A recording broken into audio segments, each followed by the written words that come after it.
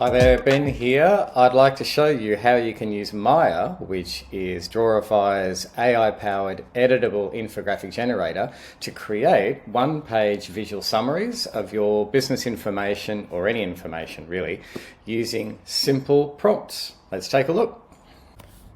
The first thing to do is to sign into Drawify with an active account that has access to Maia. That's going to be either a hero plan or a 30-day free trial. You should see your dashboard, and at the top of the dashboard are 4 ways to create a new project. Go ahead and click on the panel that says Ask Maia. A modal will appear with a big dialog box for you to put your prompt into. Now, in another tutorial video, what I showed you was how you can put in a whole lot of existing text and Maia will create a visual summary from that text. But in this instance, what we're going to do is to just type in a simple prompt to see what Maia does with that. So I'm going to go ahead and type, what is a great process to onboard a new employee to a team. Then click on Generate Your Story. Now what Maia is doing is sourcing the information to answer that query, summarize it, and find images that match each section of that summary. And it's loading up, and boom, your auto-generated composition is done. That didn't take very long at all. You can now edit any elements you like. And what we have here at the moment, and this is just by default, is a title at the top, which is behind a bit of a background shape, effective mentoring. And then it's got 3 stages leading in to a target.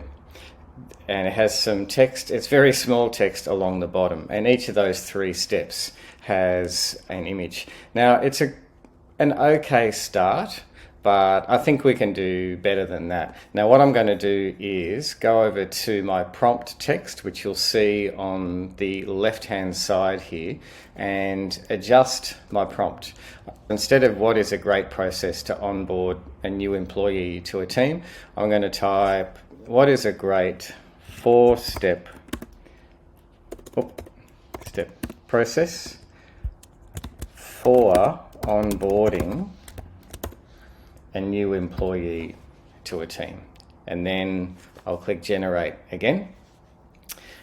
And Maia is doing the same thing, sourcing the information, finding images, and also maybe finding another layout to use as well, to organize all that information in a way that fits the context of that information.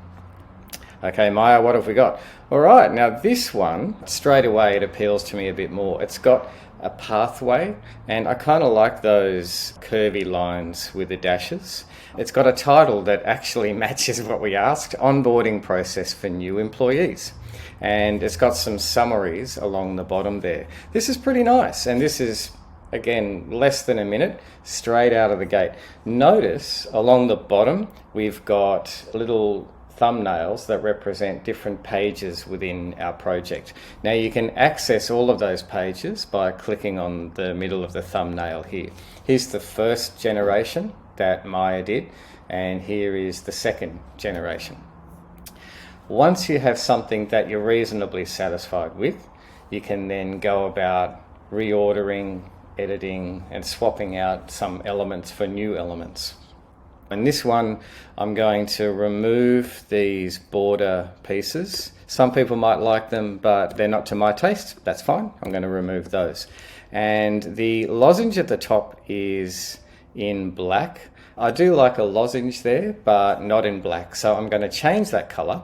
And here's where you might want to use colors that match your business brand guidelines, or you can choose a color from the color palettes here. You can choose a custom color by clicking on the plus button at the top and putting in a hexadecimal code if you happen to know one. I happen to know an orange color that is FF5D12, and I hit return there, and now it's changed that to orange, and that orange happens to match my subtitles, preparing for arrival, orientation and training and so on. They're a little bit off center, so I'm going to move them in and center them. That one I'll keep off the right margin there. I'm not completely happy with the font, so I can change the font. I'm going to select the title and click on the font button at the top, and I have this big selection of fonts to choose from. I'm going to change the title to Poppins Bold, and I'll do the same thing for the subtitles as well. When I change the font to Poppins Bold, it makes them bolder and a little bit bigger.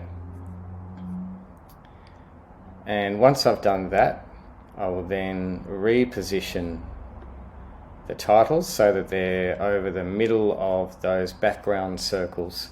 However, the one on the very right, I'm going to move the background circle in. This subtitle is called Regular Check-ins and Feedback. At the moment, it's much longer and it's taking up 4 lines. What I'll do is edit that to change it to Regular Feedback, and I'll move that down a bit just so it matches roughly the position that the others have. Let's think about the images that Maia has chosen. Some of these might be to your taste, but if they're not, you can always swap them out for other images. Now here's a quick little hack. Sometimes it's good to hit generate again just to see what other images Maia comes up with. And you might like one of those alternate images instead.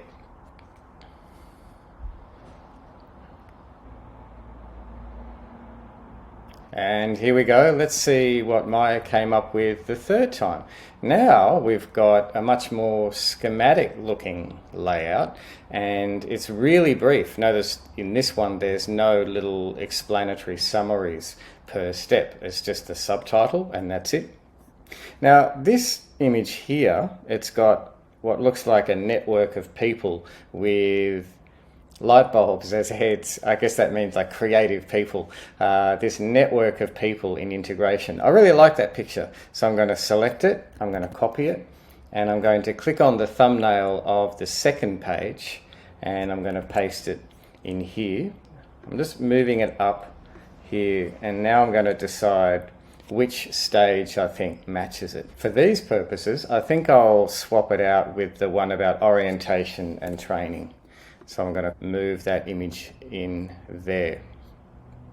Now, of course, we can certainly search for other images that we think might be more suitable. For that, I'm going to click on the illustrations icon over in the toolbar on the left-hand side. And up in the search panel, I'm going to click in search, and I'm going to search for preparation. Let's see what it has for preparation. Now we've got a chef cooking. I don't think that one will suit. And we've got some other figures and light bulbs. We've got a figure looking like they're drawing a plan. Or maybe it's a crossword. If you don't find any images that you like with that search, I suggest trying the Smart Search, which is Drawify's AI-powered search, because you always get different results. So I'm going to click on the Smart Search tab and click into the search panel and type preparation, and we're going to search again for preparation. And this time there's a whole range of different images that come up. There's an image of a Kanban board with to do, doing and done. That one could be good, but I actually prefer this one here. It's a pencil with a checklist. I'm going to drag that in. And once that's in, I'm going to remove the lady with the lanyard and the green shirt. Bye-bye, lady. And I'm going to move in my new image. Might rotate it a little bit and make it larger. Not that large, something like that. So you can see the way you can use the images is really nice and flexible. You can change the position, the rotation, the size, and so on. And the others I'm going to make a little bit larger as well. I'm going to move these text blocks down a bit and center. I'm going to increase this size of this image, and I'm going to increase the size of this image.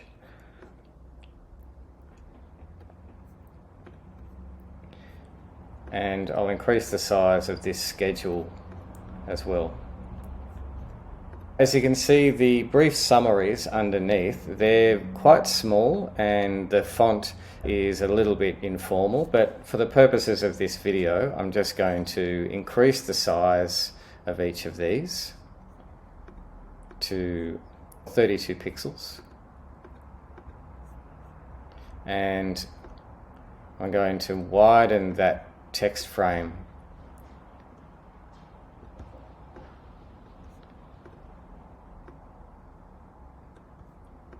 and I'll increase the size of this one, widen the text frame, and same as the last one. Now this is really starting to come together. What's often helpful is to make sure that the same color is in all of the images that you use, and that way it really brings it together as a visual whole.